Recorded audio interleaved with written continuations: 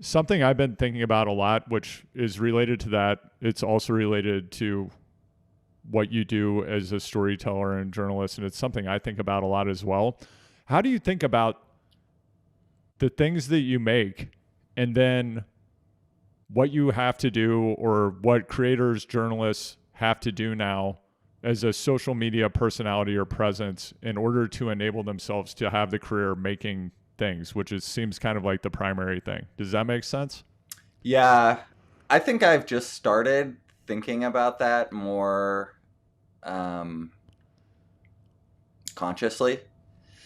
So I look at it and I actually have like a Google Doc like written out with like an action plan. I mean, it's like half finished, but it's like it's marketing, you know? So I just look at it as marketing. And I've seen a lot of other creators, I mean, talk about that explicitly, especially in regards to Instagram.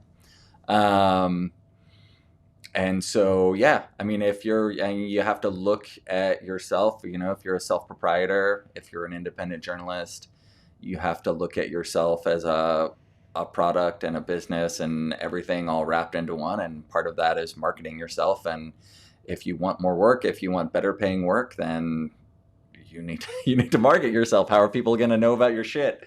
So, so yeah, I definitely, you know, and I think I posted at some point. I thought about it for about a while. I think about a year when I returned contracting full time.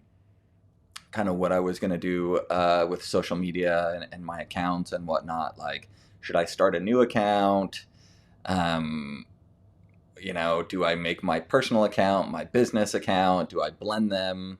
Um, and ultimately, yeah, I decided, you know, like my personal account, it's already like people that I'm friends with, but like also can employ me, or know people that can employ me. I'm like, why would I start a new account? Like, I want these people to see my stuff, and they do. I mean, they're invested in my stuff, and I'm invested in their stuff. So, yeah, it is interesting in terms of a community, a creator community, an artist community, a journalistic community.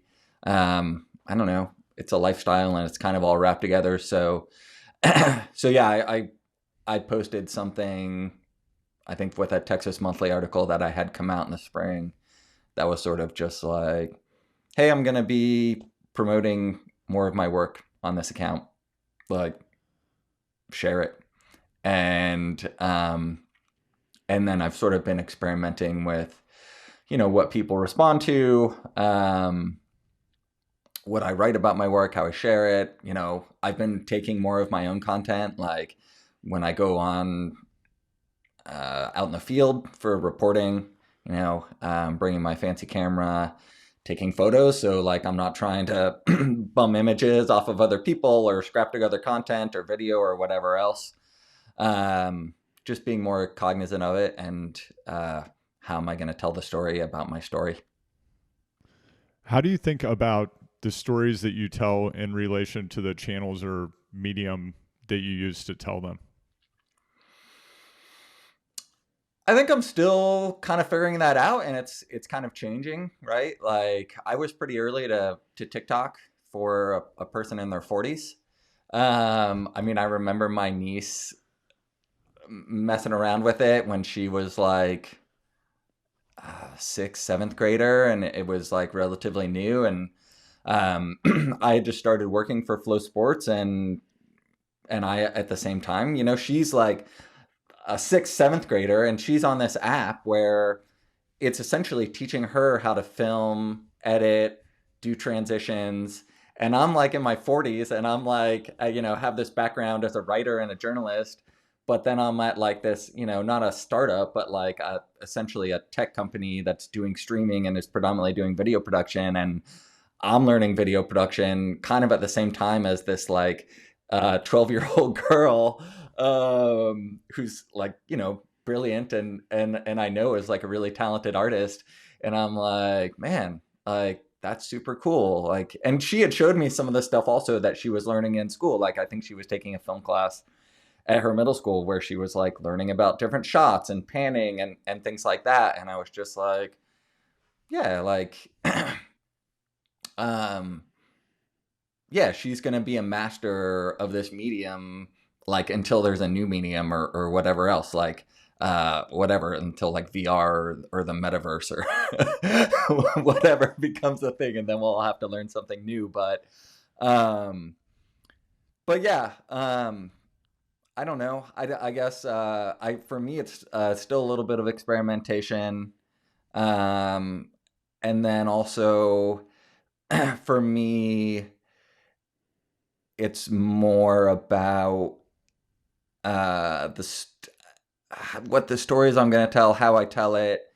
I think about that less and more about what's good. Like, is this good or not? And whether it's a picture, a video edit, raw footage, you know, are people going to respond to this? I think is how I look at it, and then and then each platform is like a little bit different. I know Instagram is like pushing reels now and whatever else, but yeah, I look at it a little bit that way. I think about, with like reels and TikTok, I think about tracks, um like what track is going to pop. I think like the one TikTok video I have that like went kind of viral. Uh, it was when Cardi B's Up just came out, and everybody was, doing their like, posting TikTok videos dancing to Up, and like Cardi B was sharing them. And we were at this cabin we go to out in the hill country that's like really good for bike riding and bass fishing, which are two of my favorite things. And we were trying to open a bottle of wine, me, my wife, and my mom, and we'd forgotten a wine opener. And so we were like scrambling, how are we going to open this bottle of wine, right? It's like the age old predicament. And we Googled it, and it was like you could use a bike pump with a sports needle and get it in the cork, and you can pump and it pops the wine cork off. So I handed the phone to my mom, and I was like, Mom, film this for TikTok. And like, like one or two pumps, and the cork popped right off. And so it's just like, I don't know, this raw like 8-second clip. And I was like, oh yeah, like I'd been thinking like, oh, well, I like this song. I was like, I can't dance.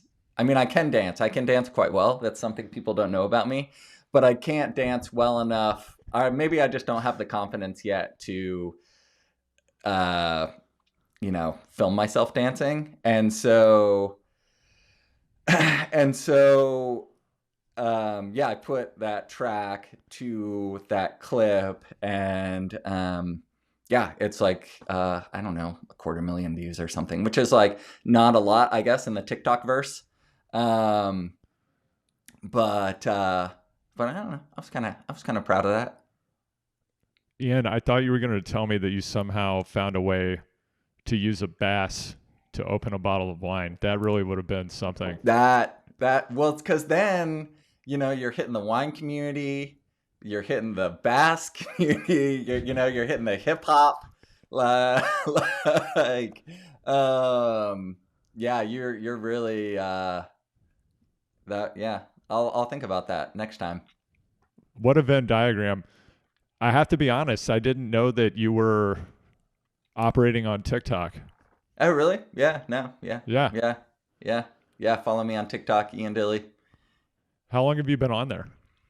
I think right after I left FloSports in like 20, yeah, like start, early spring 2021, I got on TikTok.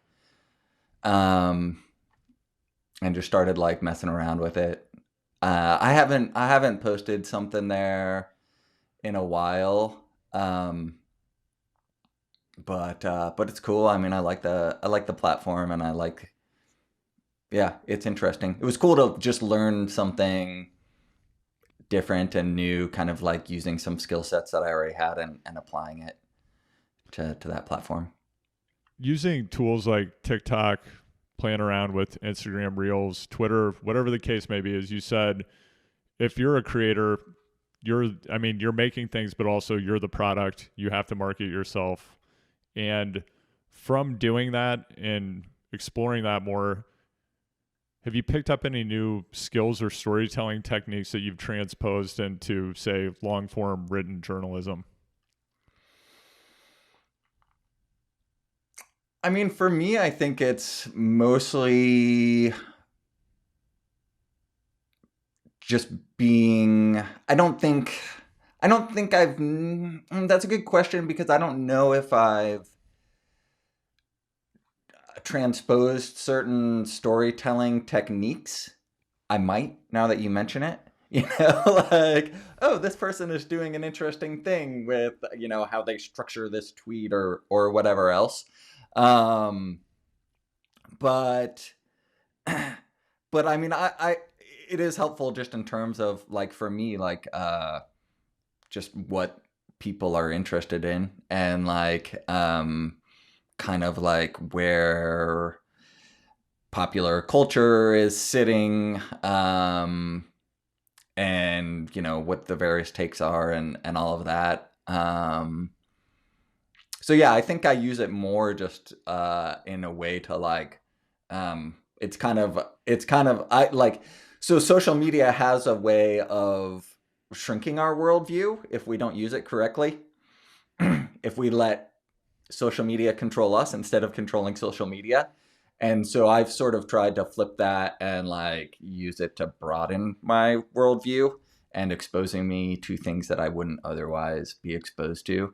And so I think in that way, it does filter into my work just because I'm putting in perspectives and viewpoints and ideas that I might not otherwise have come across had I not sought them out really on social media.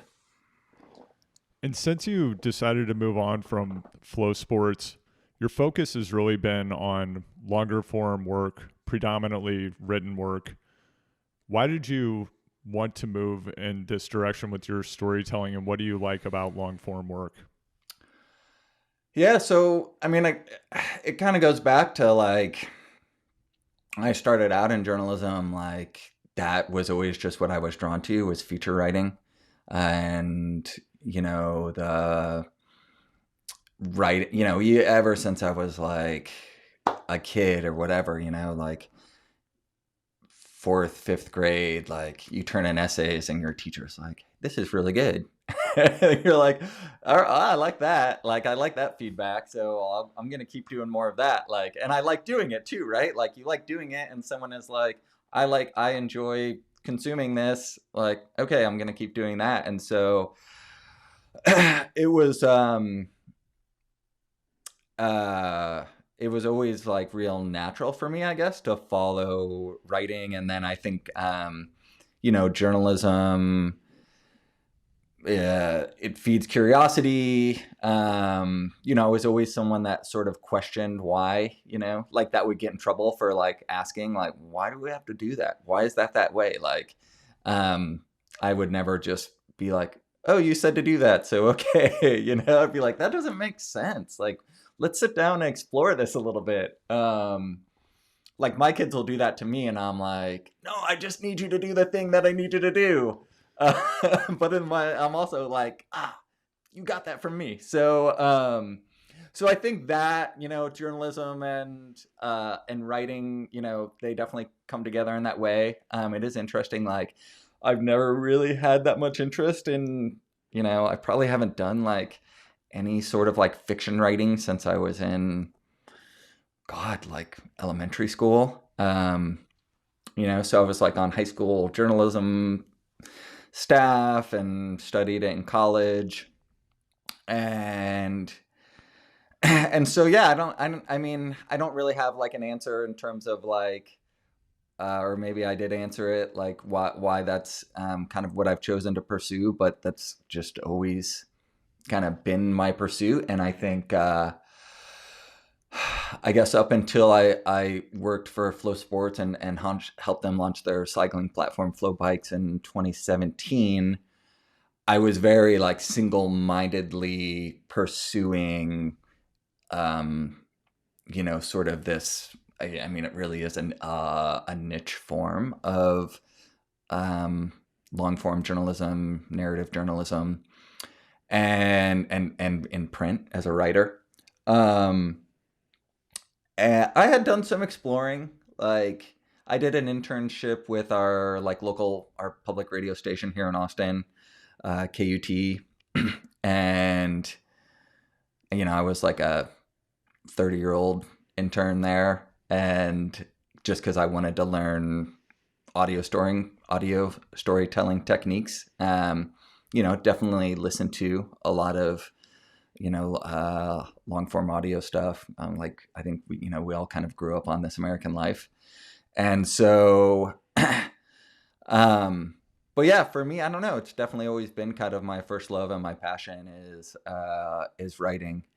Um, and then going to FloSports and learning a lot more about video production was cool in terms of, I've always understood that like writing isn't just print, like writing is the backbone of everything. And so it was cool seeing how you can use writing in different ways, even in like, it turned out my favorite thing we did there was like creating a show and seeing how writing fed into even sort of the free form dialogue of a show. And, How did it?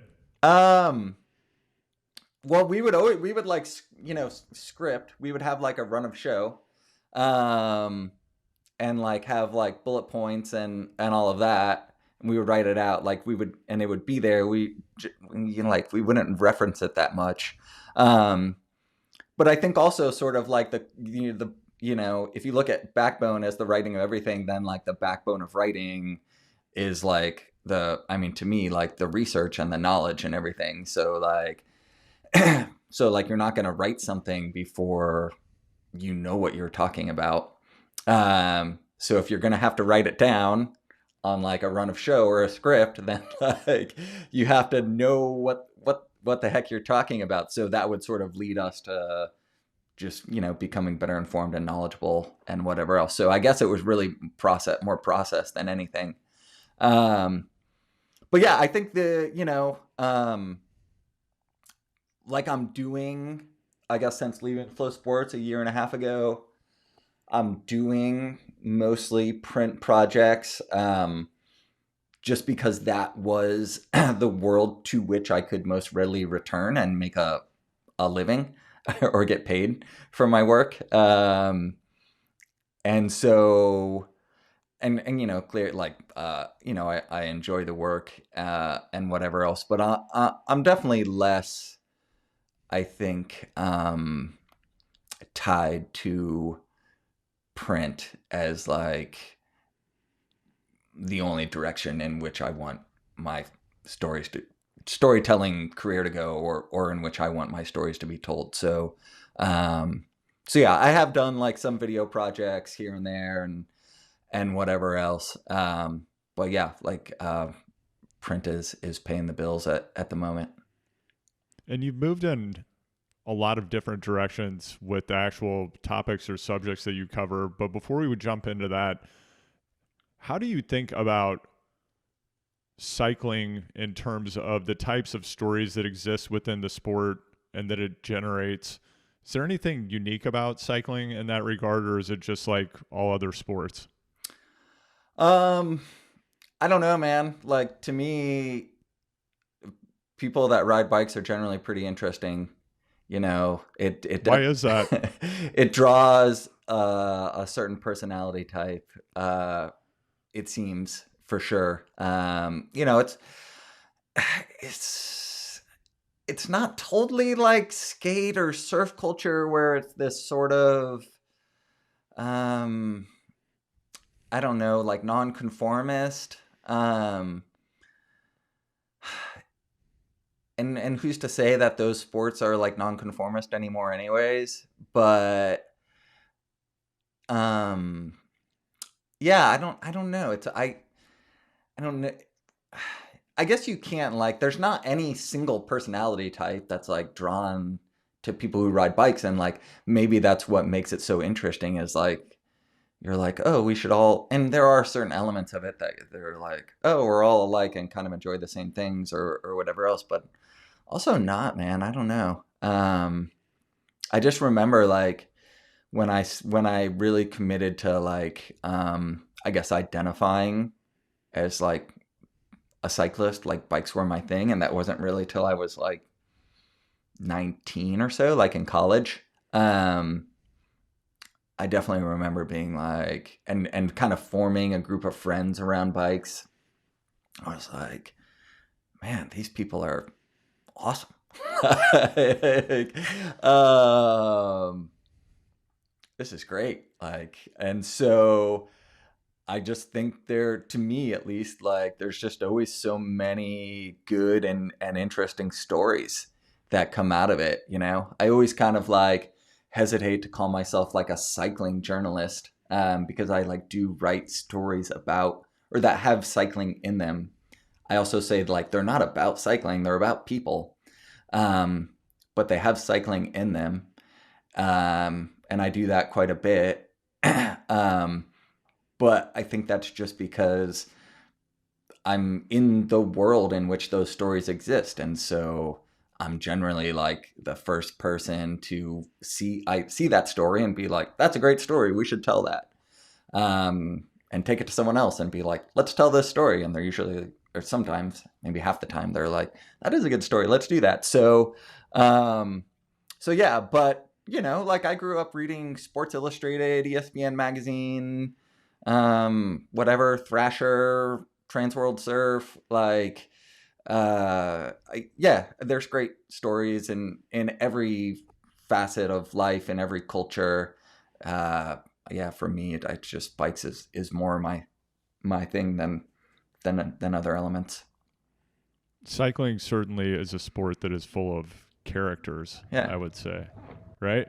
Oh yeah. And yeah, I don't know why, but something that was on my mind as I was thinking about this conversation was kind of there's been this convergence, I think, of cycling and art a bit in a way that it didn't really exist.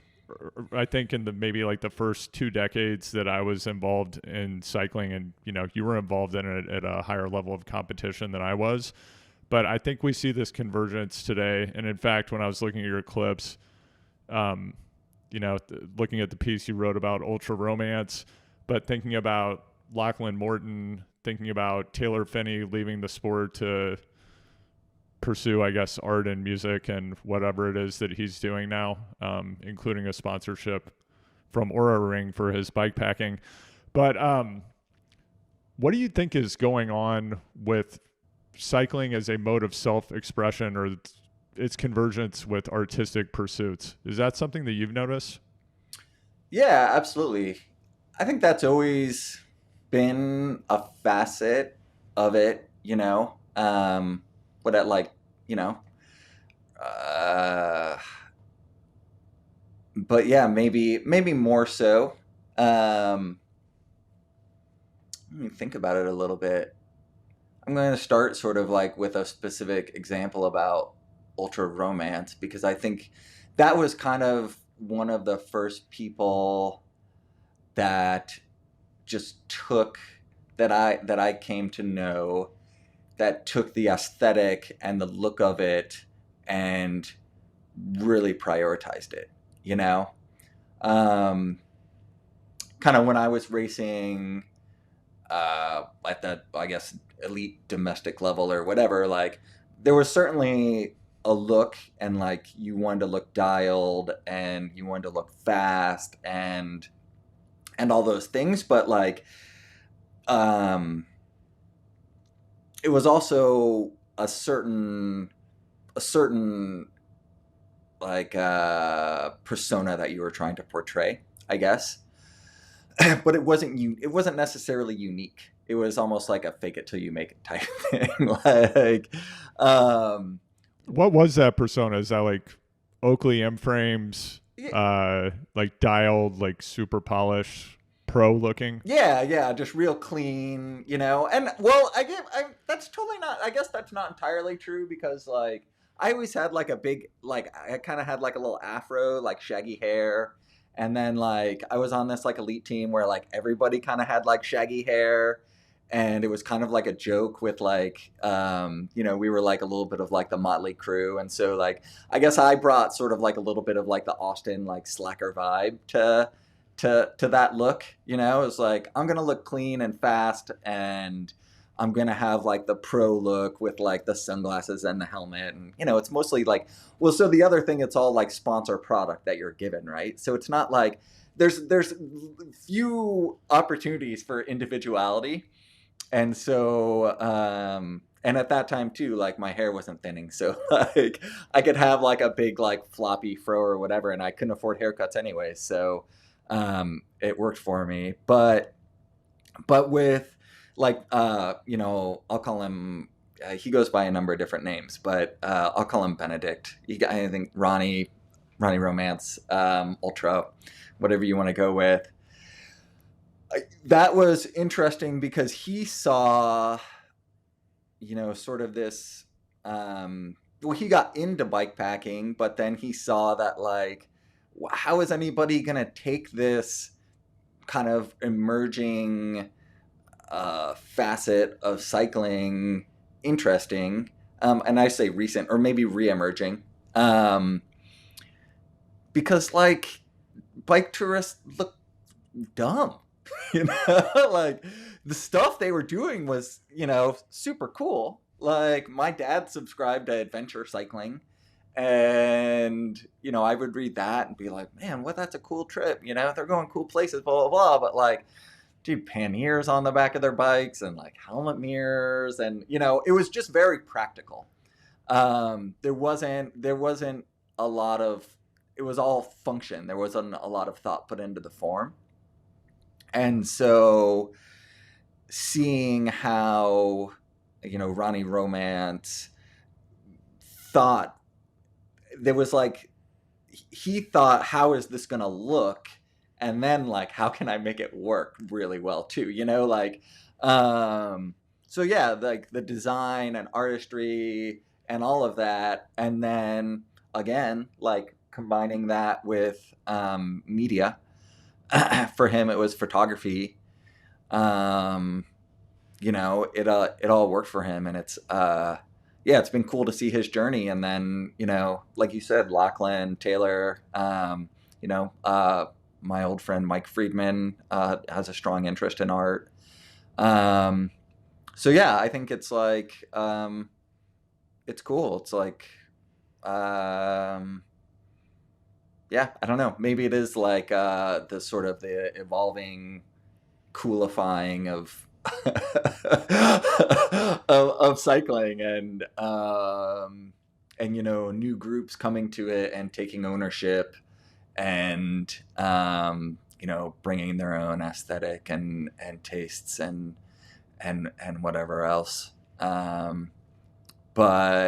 yeah, I don't know. I've seen it.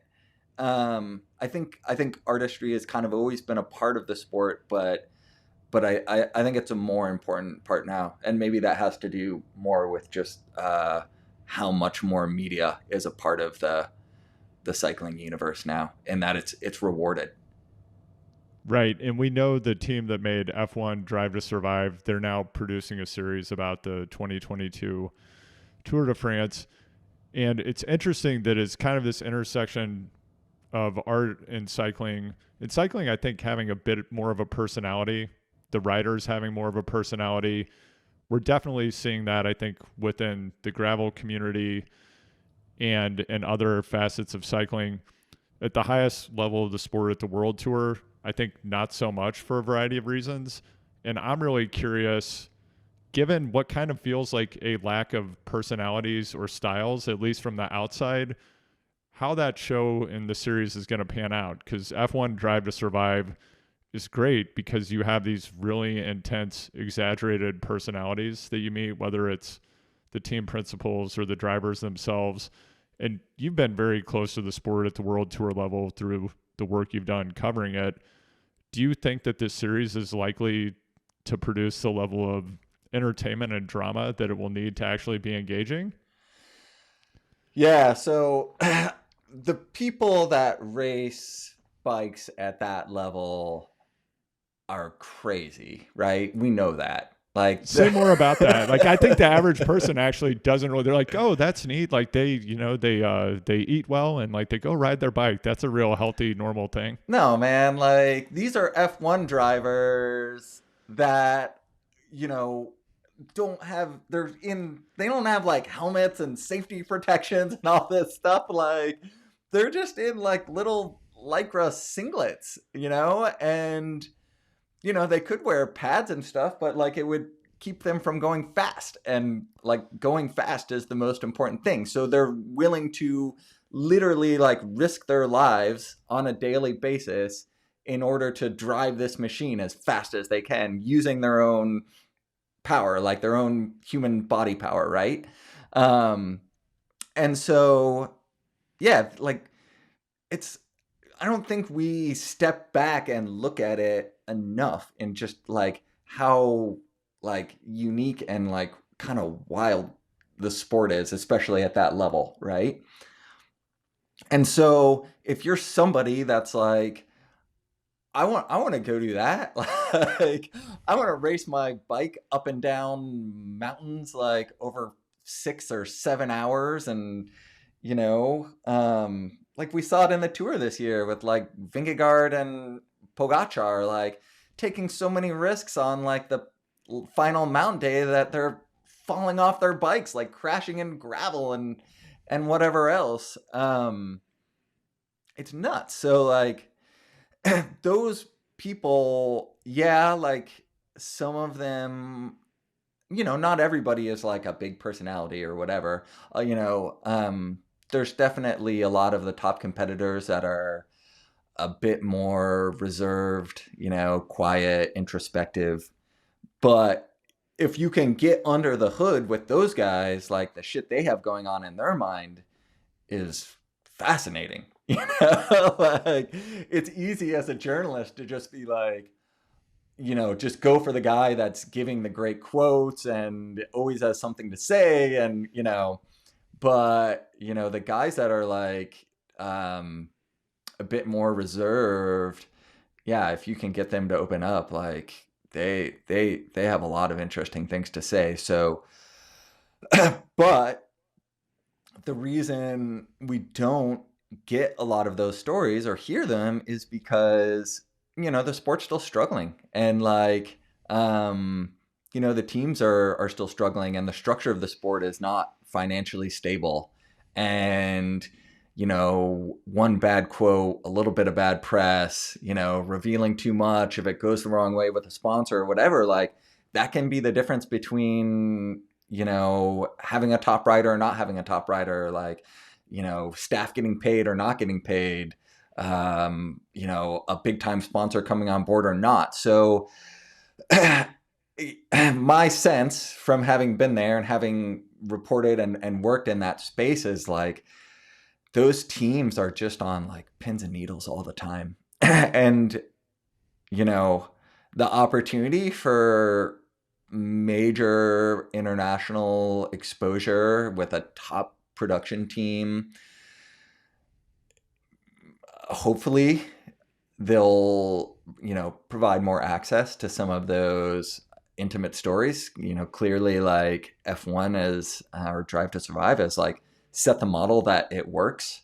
But yeah, no, I mean, I've talked with pros about that, where they're like, dude, there's so much crazy stuff that goes on behind the scenes that no one ever sees and we're not allowed to talk about. And, a journalist might hear, but like, oh, you can't put that in a story, or you can't have a camera in there, or like whatever else. But then, the athletes in that sport are like looking at Hard Knocks and other sports that are more stable and bringing fans the full story, all the personalities, all that, and seeing like, oh, like that's engaging. People like, these are humans, they're not just robots riding bikes. Um, so yeah, I mean, I, I, I, I think they got it. Like, I think Netflix got it. I think that team got it. Like, and, and yeah, so yeah, we'll see. I'm excited to see how it goes. Just to throw out one, for example, I heard Bradley Wiggins, former Tour de France winner, he was on Lance's podcast during the tour this year. And to me, this just was an example of what you're talking about, kind of some of the things that are going on behind the scenes that don't come out until years later. I don't know if you recall in the Daniel Coyle biography of Tyler Hamilton, Tyler talked about, and if you're not a hardcore fan of the sport and you're listening to this, it's highly favorable to be as lean as possible until the point at which you start to lose your ability to produce power on the bike. So these athletes want to be as lean as possible. And I'm talking maybe 2% body fat during a grand tour, that's almost impossible to sustain that level of leanness. If you're not doping. Yeah, if you're not doping. Yeah. But so Tyler was doping at the time. And in addition to that, and I think this is not to be an apologist for doping, but riders perhaps dope, and in the past doped, and they also were working to their absolute limits as athletes for the most part. And Tyler was doing that. And he talked about, in order to be lean, he would go on, a 7-hour fasted training ride, come home, drink a liter of fizzy water, and take an Ambien. And I was like, well, that's wild. And so Wiggins goes on Lance's podcast and talks about how when he was preparing to win the tour, he actually, he didn't speak about other factors, but he said, yeah, like we were trying to train metabolic flexibility. So pretty regularly I would go out, I would go on a 7 or 8 hour ride in zone 1, really low wattage. We would stop every hour to have a scoop of protein. And then at the end of the day, I would drink a liter of fizzy water, take an Ambien, and go to bed.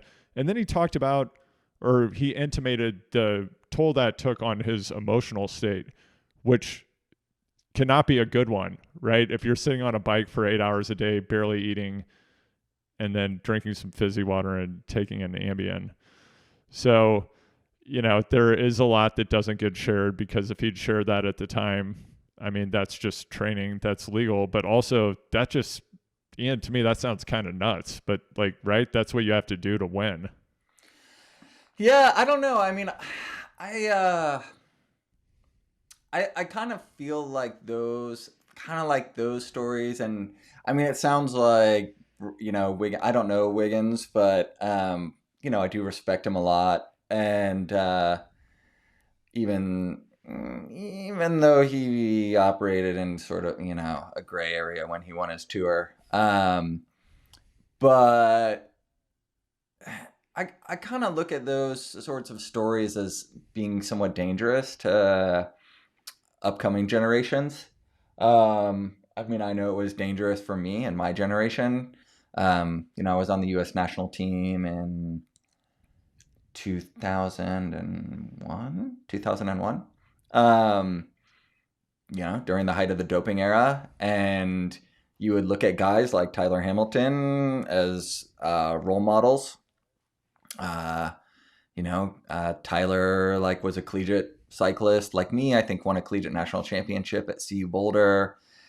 Went on to race for U.S. Postal. Become one of the top riders in the world. Had this incredible pain tolerance. Finished the tour with a broken collarbone. I could just get incredibly lean and all these things. But that wasn't. A, it wasn't sustainable for him. B, he was cheating.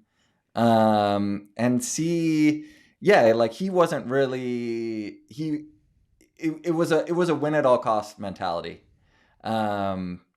which I don't think is healthy for the sport, long term, for young riders. And so, yeah, maybe you get to a point in your career where you, with the guidance of, top performance specialists, doctors, who are doing things like legally and above board, and like,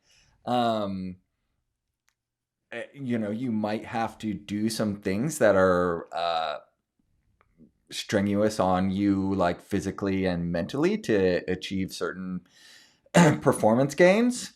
But I think they should be open about that shit, man. Like, and the toll and the cost that it has on them, because like, that's crazy. And like, like, some like 15-year-old or 16-year-old or whatever, like, shouldn't be looking at that and thinking like, oh, that's how you get fast. Like, I see so many kids, I went through it when I was, racing at that level, like, just thinking like you get fast by not eating. And that's not true. So, so yeah, I don't know. I think some of that and those stories and those sacrifices those guys made, did it actually help him win the tour? I don't know, man. Like, I don't know.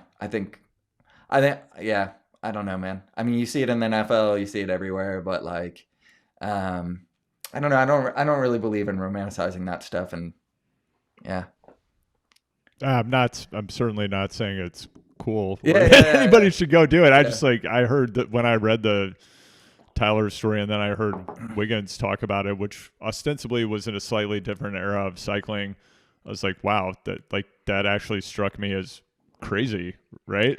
Yeah. And They should. Well, so I mean, I guess my point is like, I mean, that's the stuff that should be in Drive to Survive and like, and whatever else. yeah, And then it's like, it's an opportunity to like have conversations about it, like we're having, like, and for other voices to come in and be like, hey, like, that doesn't have to be the way. Like, Tade eats some shit, man. Like, Wout van yeah, Aert eats. Like, Matthew Vanderpool eats. Like, so yeah. Or like for Wiggins, like, yeah, like, I don't know, man. Like, if that's what you have to do to win a tour, like, maybe you don't win the tour. Like, go win Roubaix. I don't know, but right. it is interesting. It leads, yeah. I think, yeah. I guess to the point, like, we should hear more of those stories so we can talk about them. Yeah, I agree with you. And during that era when covering World Tour cycling was one of your primary focuses, we did see a number of top riders really struggle from a mental health point of view. Marcel Kittel left the sport. I think that was probably while you were at FloSports. And then Tom Dumoulin was struggling. He's since decided to leave the sport.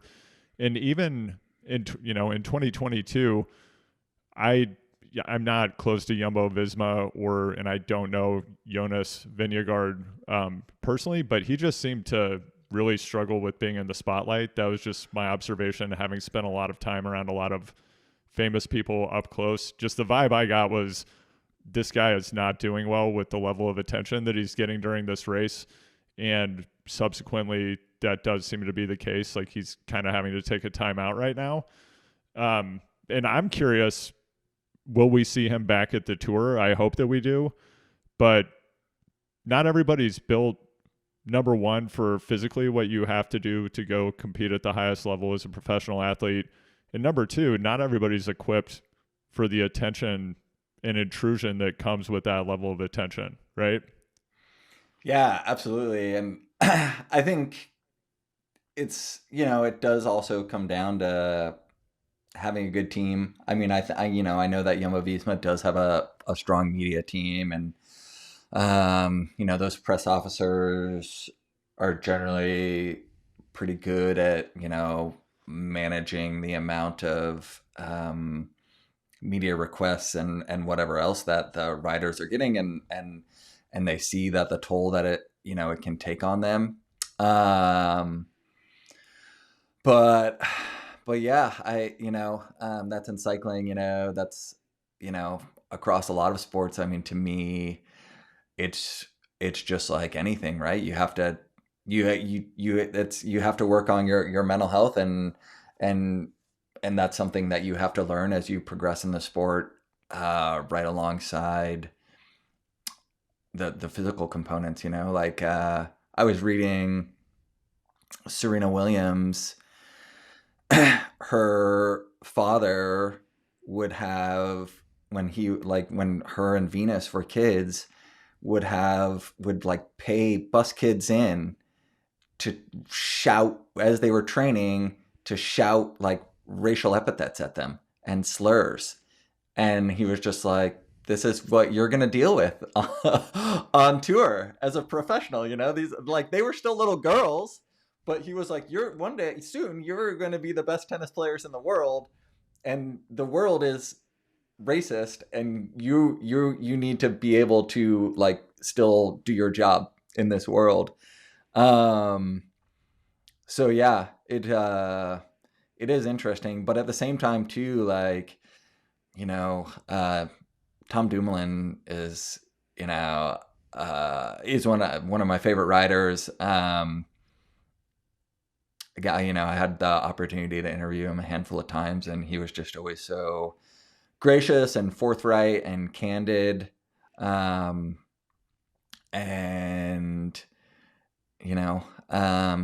good for him, like in terms of prioritizing his mental health over sport. I'm sure it's a really tough decision for him.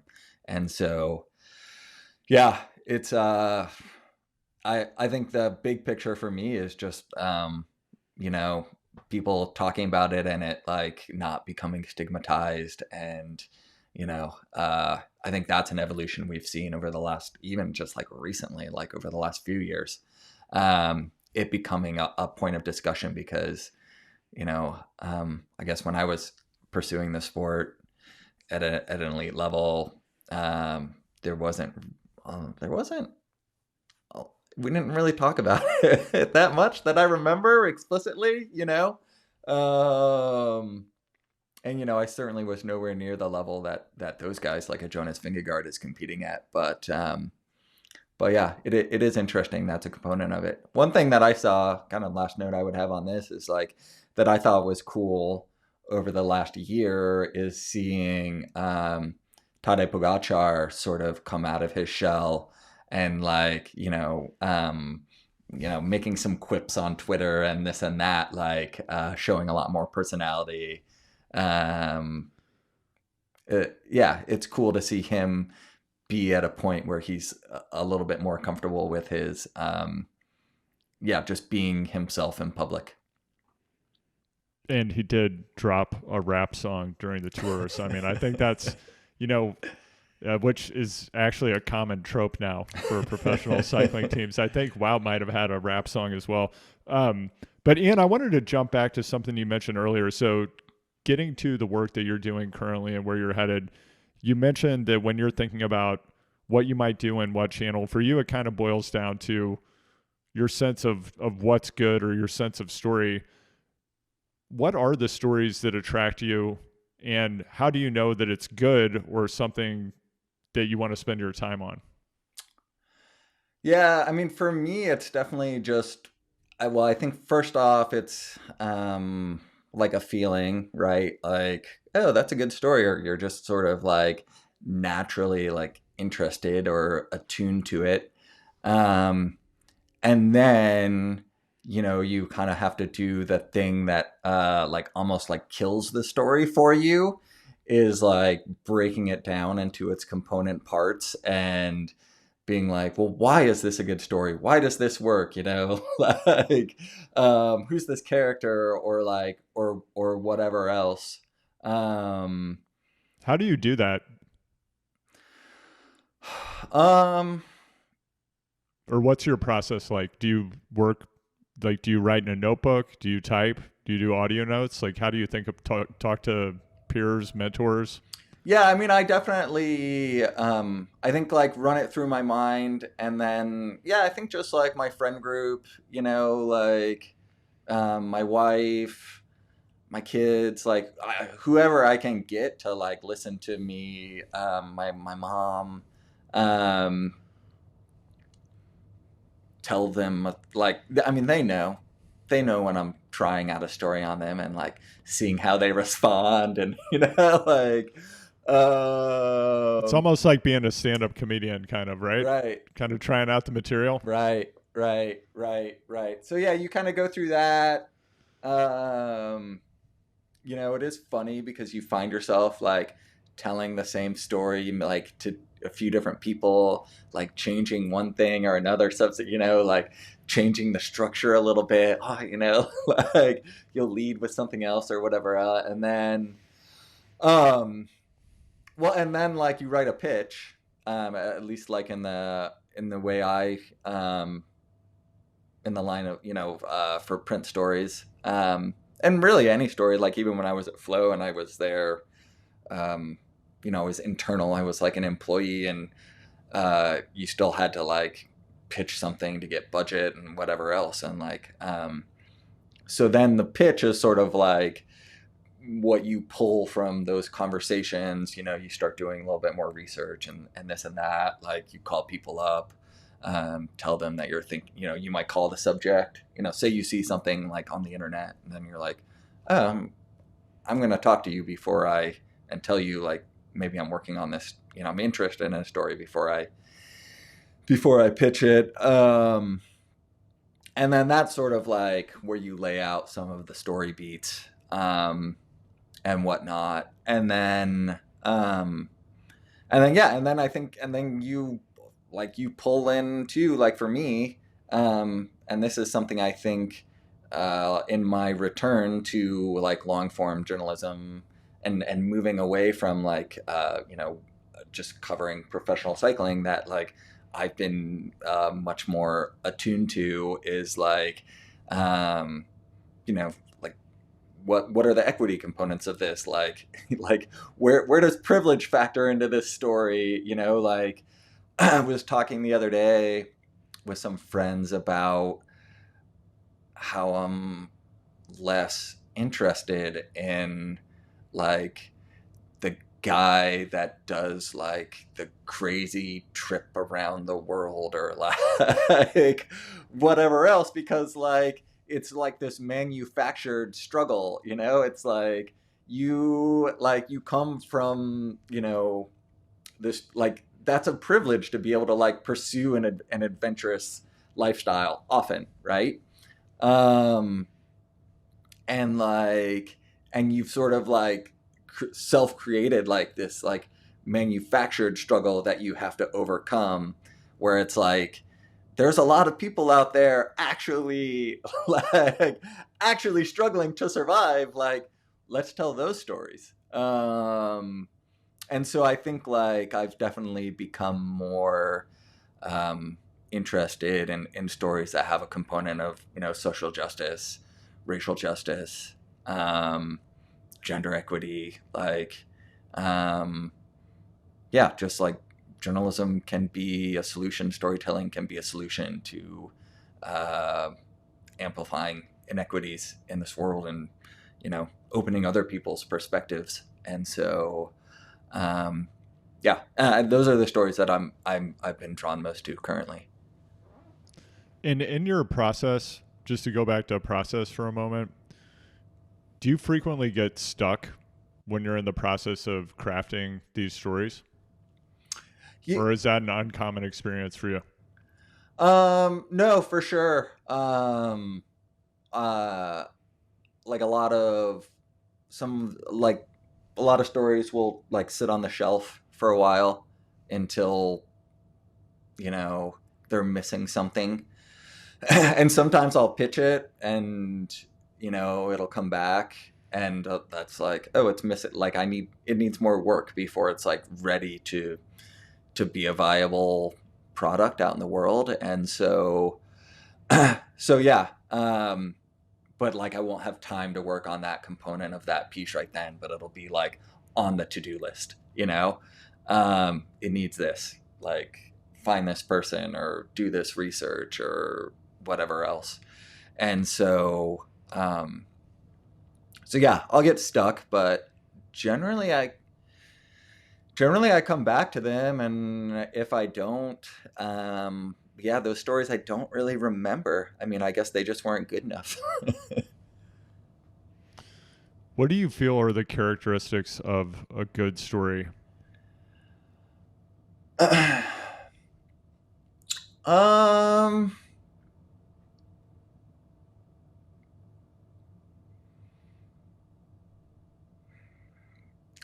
I mean, you stay engaged. Like, you want to know what happens next. Um, it's enlightening. You learn something. Um, as I mentioned, like your perspective is changed in some way. Um, yeah, I mean, I think for me, like you feel something, um, and making people feel something is really powerful. And um, so yeah, if you can make people feel one way or another, and also too, I think a good story, one person can feel one way and another person can feel completely different, and like that's okay, that's cool. um but I think if it makes people feel something, then you're onto something. And like all great journalists, you do a fantastic job of finding, I think, stories, perspective, and spaces that haven't been represented, stories that haven't been told. At the same time, you, like all journalists, sometimes are in a space where there might be a lot of different people telling that story. And we don't need to get into specifics here about things that you're working on, but I'm just thinking about how does that feel when you might be working in a space, a topic, a subject it's very timely, and there are a lot of other people in the space. Does that inform your process at all? Do you feel any pressure or not? Yeah, I mean, I quite like that. Like, you know, I'm I'm a competitive person, and I feel like if you're in a competitive environment where you're working on a story that you want to stand out and have an audience amidst a number of other stories on the same topic, then it drives you to work harder, um, to make it better, and um, and yeah, to push yourself to look at a different angle, really listen to people, to get it right. And so um yeah, I think I'm I live for that. Like, it's great to like have sole ownership of like some small story that like nobody else knows about, but like if you can also own something that everybody knows about, that's pretty cool too. It is pretty cool. And when this is more of a technical question, but it's again something I'm really interested in as a journalist myself and somebody who podcasts. How do you approach interviewing, and what do you find to be effective? Yeah, that's funny because I I remember like when I was I guess like kind of starting out as a journal pursuing journalism as a career.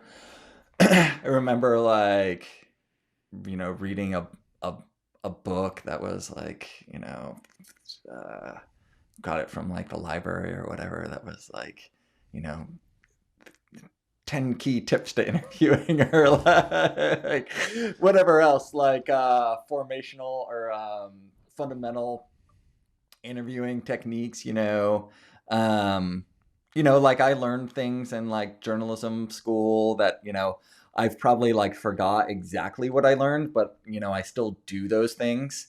um I mean, I remember things from like high school, that when the tape is running, if someone says something interesting, like look at the time code and write the time code down so you can like go back and you know where it is.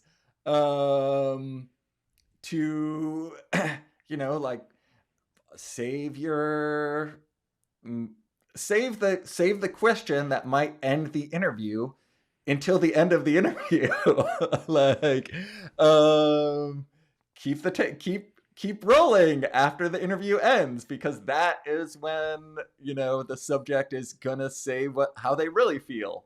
Um, so I think those are sort of like foundational, fundamental techniques. Um, and then I think when you're comfortable with those things, and of course, like being prepared is critical. And if you're not prepared, then you should, I'm usually just like open about that. I'm just like, hey man, I didn't have time to like learn as much as I should have about this, but like, can you educate me a little bit so that we can get to the thing that I need to ask or whatever else. But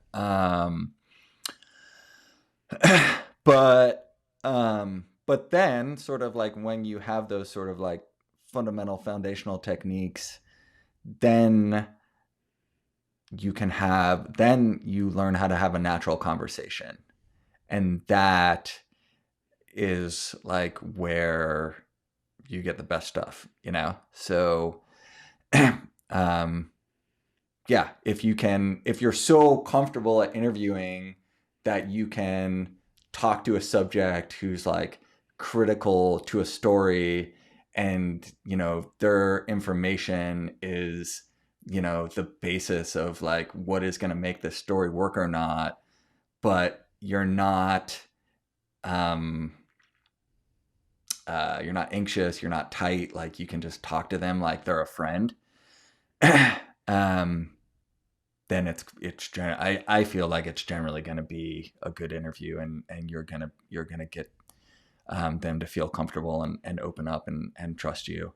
Yeah, and then I think I think that is like the trust thing too is like I've thought about that quite a bit recently as well. Because I never ask people to trust me, but sometimes subjects will tell me like, "Oh well, I trust you." I'm like, well, that's a lot you're putting on me, but that's cool. Like, I take that seriously, um, and so yeah, it is like you stack it up, right? It's like you're, like if you mess one up, like that's gonna stick with you, and it's gonna make it harder for you to get the next one. And so yeah, I think just part of that is just on more like journalistic fundamentals is just being ethical and honest, and I think those are techniques too that I've had to learn to be more explicit about.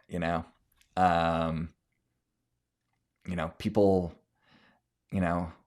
like they don't know, like, and the things that we made up like in journalism, like off the record, on the record, on background, this or that, like you like explaining that to people, and how it all works, and whatever else. So